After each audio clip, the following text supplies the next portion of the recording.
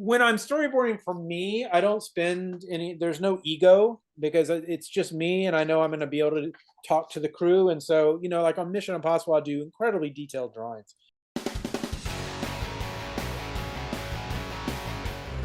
You know how much education I got? 8th grade. Day I dropped out, my old dad threw me up on a rig. That's all I know.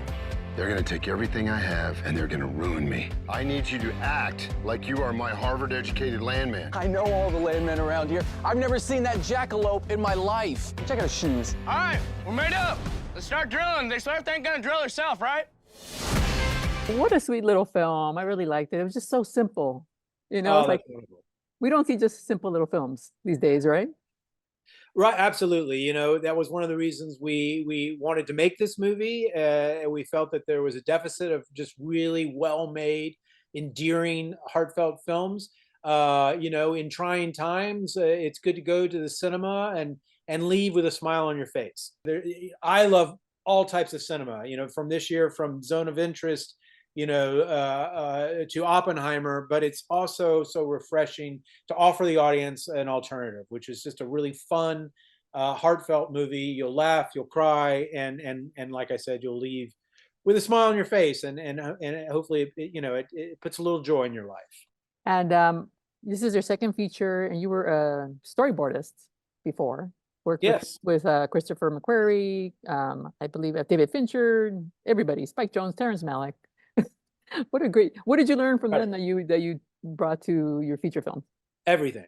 It's I've for the last 30 years I've been in master class of filmmaking with these incredible talents, and writing and directing has always been my path, and storyboards, oddly, is the day job. But I've always treated it as graduate school.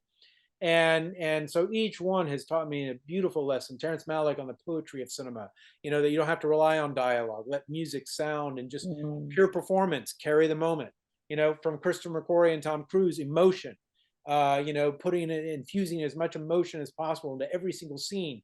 And that's not just the performance, and it's with lens choices and also, not being dogmatic, keeping an open mind, being completely open to change, whether it's in the screenwriting, in the shooting, in the editing, because out of that, I've always found even greater solutions, even greater creativity comes from being completely open. And so, and David Fincher is about the exactitude of filmmaking and know exactly what you want.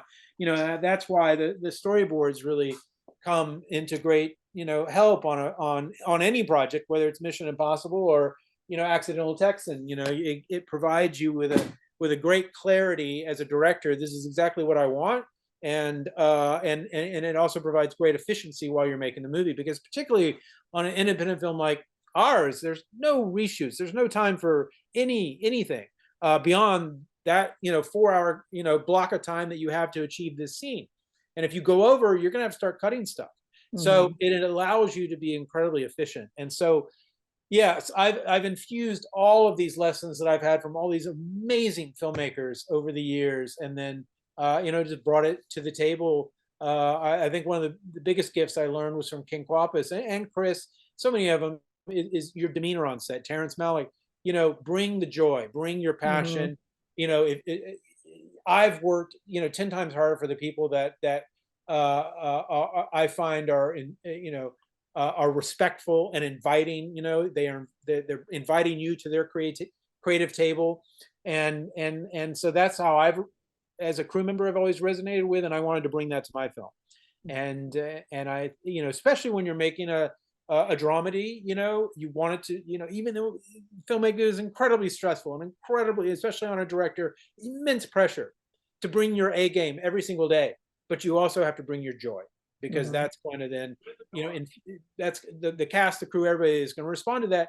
Especially if you're, if you've got a comedic scene, you got to keep everybody light and happy and energetic, and so save your screaming for your inner monologue, or for offset to the producer, but on set, bring your joy.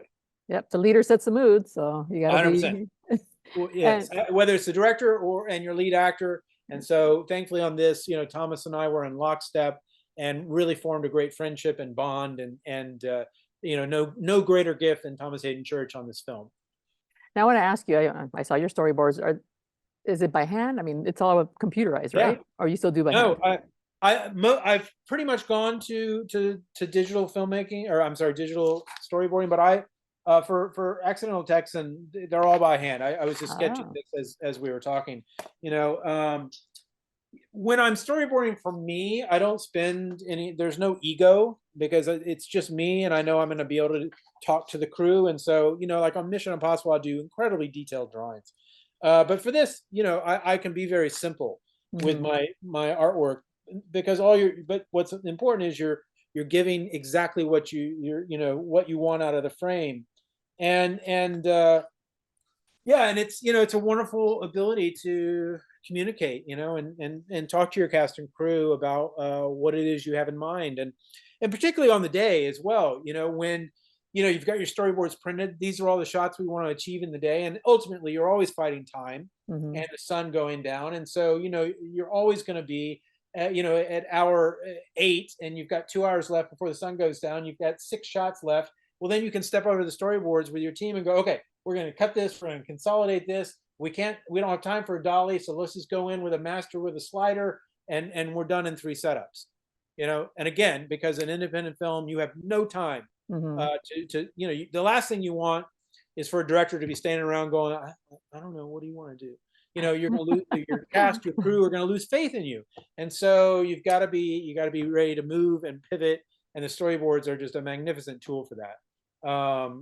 You know, that said, they're also meant to be tossed over your shoulder if somebody comes up with a better idea. And always with your actors, the storyboards are just a loose foundation to begin the process with, and then let them and their characters organically tell you the scene.